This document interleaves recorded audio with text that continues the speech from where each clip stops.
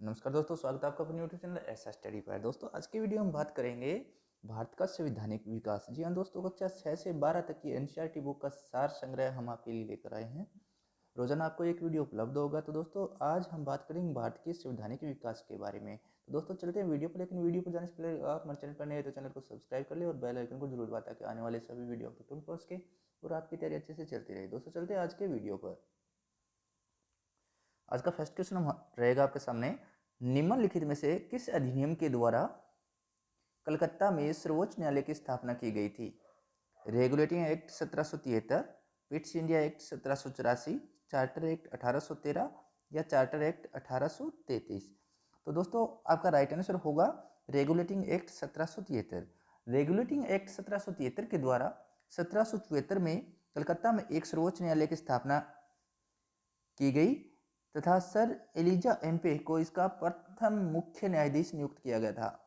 Sir Elijah Aamby को प्रथम मुख्य न्यायाधीश से इसका नियुक्त किया गया था। नेक्स्ट क्वेश्चन रहेगा आपके सामने, भारतीय शासन व्यवस्था में प्रतिनिधि एवं लोकप्रिय घटक को समाविष्ट करने का प्रथम प्रयास किस अधिनियम के द्वारा किया गया था?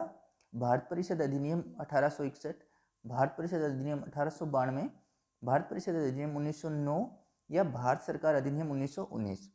तो दोस्तों भारत परिषद अधिनियम 1861 आपका राइट आंसर हो जाएगा। भारतीय परिषद अधिनियम 1861 के द्वारा वायसराय की परिषद का विस्तार करते हुए पहले से निर्धारित 4 सदस्यों के अतिरिक्त विधि संबंधी विषयों हेतु एक 5वें सदस्य की नियुक्ति की गई। तत्कालीन वायसराय लॉर्ड कैनिंग के द्वारा प्रत्येक सदस्य को एक विशिष्ट विभाग आवंटित करते हुए विभागीय प्रणाली प्रारंभ की। कैनिंग ने 3 भारतीयों, बनारस के राजा, पटियाला के महाराज तथा सर दिनकर राव को भी इस परिषद का सदस्य मनोनीत किया। इस परिषद को केवल सलाह देने का अधिकार था तथा यह वित्तीय विषयों पर चर्चा नहीं कर सकती थी। तो दोस्तों 1861 का जो भारत परिषद अधिनियम है ये आपका राइट आंसर हो जाएगा।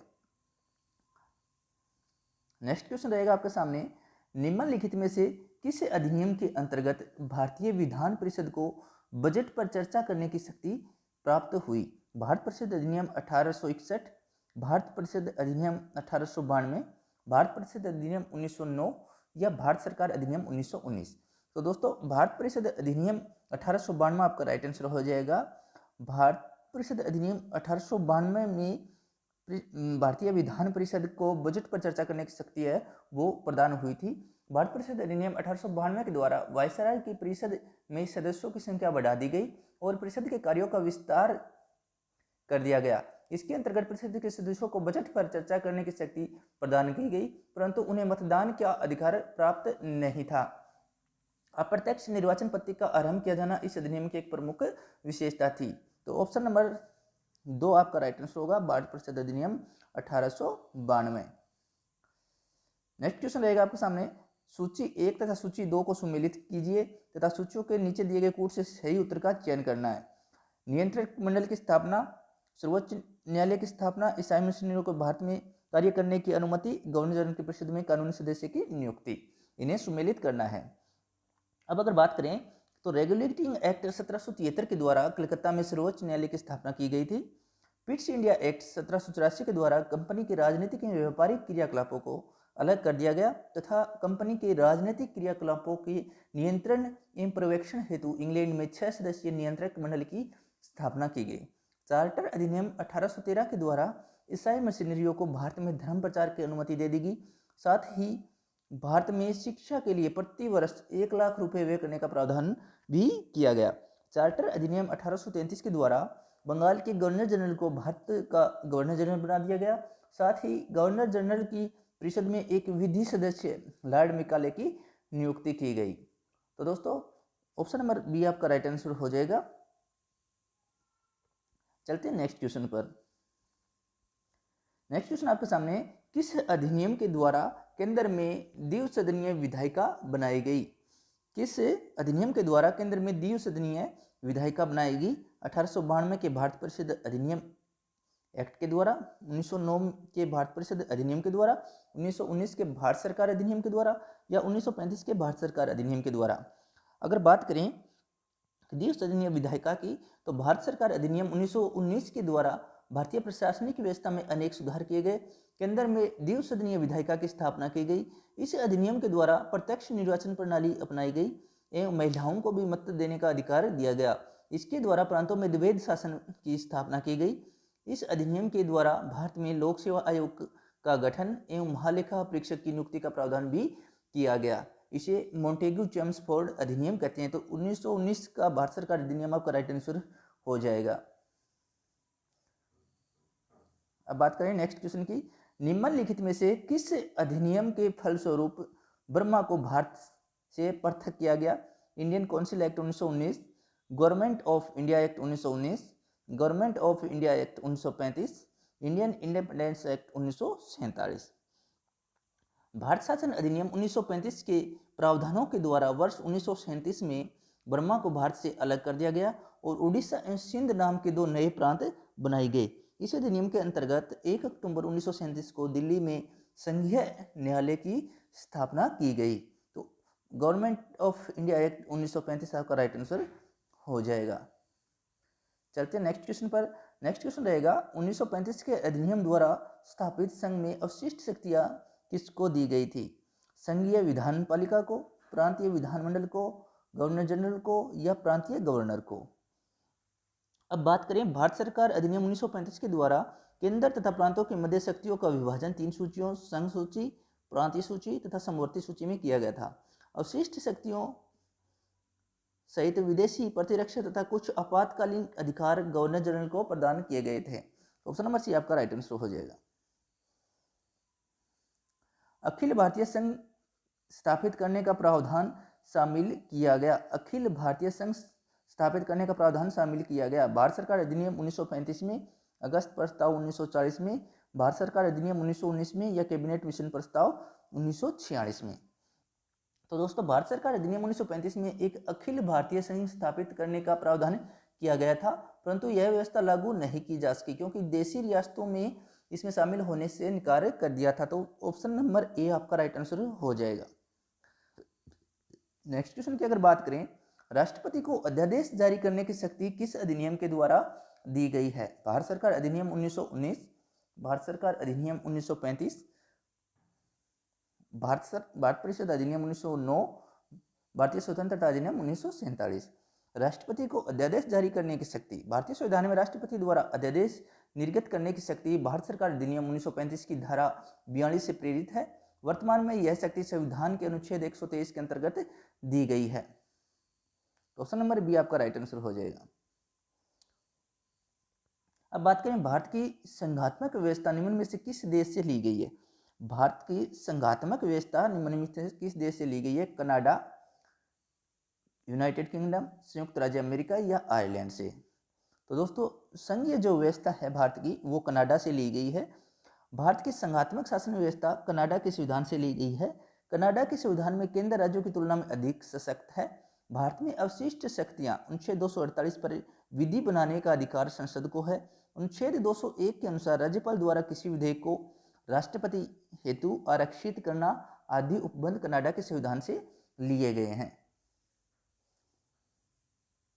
सूची 1 को सूची 2 से सुमेलित कीजिए तथा सूचियों के नीचे दिए गए कूट का प्रयोग कर सही उत्तर का चयन करना है। राज्य के नीति निर्देशक तत्व कहां से लिए गए हैं? मूल अधिकार, समवर्ती सूची और भारतीय राज्यों का संघ है तथा संघ में अधिक शक्ति निहित है, ये कहां से लिया गया है? ये सब बातें हमें बतानी है। राज्य के नीति निर्देशक तत्व है वो आयरलैंड से लिए गए हैं। मूल अधिकार संयुक्त राज्य अमेरिका से लिए गए हैं। संघ राज्य और संबंधों की समवर्ती सूची है ये ऑस्ट्रेलिया से ली गई है।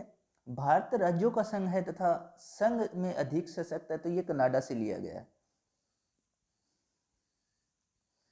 नेक्स्ट क्वेश्चन की अगर बात करें, भारतीय संसदीय प्रणाली ब्रिटिश संसदीय प्रणाली से इस विषय में भिन्न है कि भारत में वास्तविक और नाममात्र दोनों प्रकार की कार्यपालिका है, सामूहिक उत्तरदायित्व की व्यवस्था है, द्विसदनीय विधायिका है या न्यायिक पुनरावलोकन की व्यवस्था है।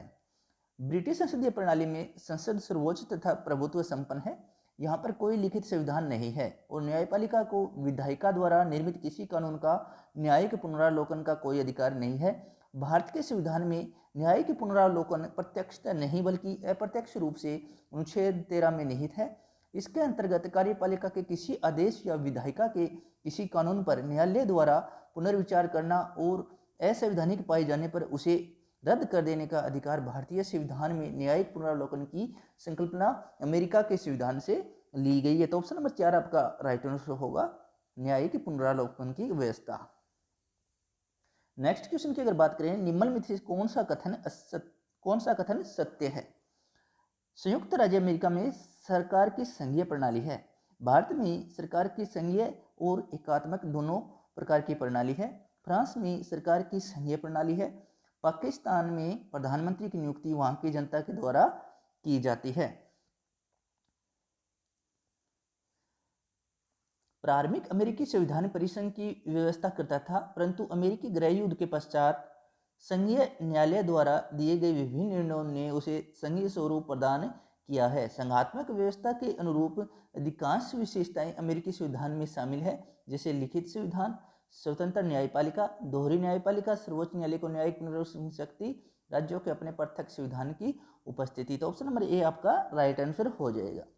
ये बात सत्य है कि संयुक्त राज्य अमेरिका में सरकार की संघीय प्रणाली है।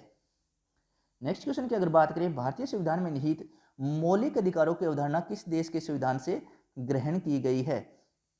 फ्रांस से, ब्रिटेन से, संयुक्त राज्य अमेरिका या रूस से? तो मौलिक अधिकार है, भारतीय संविधान में मौलिक अधिकारों का विचार अमेरिका के संविधान से लिया गया है। भारतीय संविधान के भाग 3 में निहित मूल अधिकार अमेरिका के अधिकार पत्र के समान है। इन अधिकारों को प्राकृतिक और अपरिहार्य अधिकार भी कहा जाता है। तो ऑप्शन नंबर 3 आपका राइट आंसर होगा, संयुक्त राज्य अमेरिका। नेक्स्ट क्वेश्चन रहेगा आपके सामने, B.R. अम्बेडकर का संविधान सभा में निर्वाचन हुआ था पश्चिम बंगाल से, बंबई प्रेसिडेंसी से, तत्कालीन मध्य भारत से या पंजाब से? संविधान सभा की प्रारंभिक चुनाव 1946 में डॉक्टर भीमराव अम्बेडकर का निर्वाचन अविभाजित भारत के बंगाल प्रांत के पूर्वी भाग से हुआ था। देश के विभाजन के पश्चात यह क्षेत्र पाकिस्तान में चले जाने के कारण डॉक्टर भीमराव अम्बेडकर का बंबई प्रेसिडेंसी की पूर्णा संसदीय क्षेत्र से उपचुनाव में निर्वाचित हुए थे। तो ऑप्शन नंबर बी आपका राइट आंसर होगा, बंबई प्रेसिडेंसी से। नेक्स्ट क्वेश्चन रहेगा, डॉक्टर भीमराव अम्बेडकर का जन्म और मृत्यु कब हुई थी? भारत संविधान के निर्माण में मुख्य भूमिका निभाने वाले डॉक्टर भीमराव अम्बेडकर का जन्म 14 अप्रैल 1891 में महू तथा मृत्यु 6 दिसंबर 1956 को दिल्ली में हुई थी। तो ऑप्शन नंबर बी आपका राइट आंसर होगा, 1891 और 1956। नेक्स्ट क्वेश्चन आपके सामने, निम्न में से कौन अगस्त 1946 ईस्वी में गठित प्रथम अंतरिम सरकार का सदस्य नहीं था? सी Rajagopalachari, doctor Rajendra Prasad, doctor S Radhakrishnan या जगजीवन राम? तो कैबिनेट मिशन योजना के अंतर्गत अंतरिम सरकार का गठन 24 अगस्त 1946 में किया गया था। अंतरिम सरकार के सदस्यों में जवाहरलाल नेहरू, डॉक्टर राजेंद्र प्रसाद, सरदार वल्लभ भाई पटेल, सी राजगोपालाचारी तथा जगजीवन राम आदि सदस्य शामिल थे, लेकिन डॉक्टर एस राधाकृष्णन अंतरिम सरकार के सदस्य नहीं थे, बल्कि ये स्वतंत्र भारत के पहले उपराष्ट्रपति चुने गए थे। तो ऑप्शन नंबर सी आपका राइट आंसर होगा, डॉक्टर एस राधाकृष्णन। दोस्तों मिलते हैं नेक्स्ट वीडियो में, तब तक दोस्तों चैनल को सब्सक्राइब कर ले, बेल आइकन को जरूर दबा ले ताकि आने वाले सभी वीडियो तुरंत पहुंच के और आपकी तैयारी अच्छे से चलती रहे। धन्यवाद दोस्तों, जय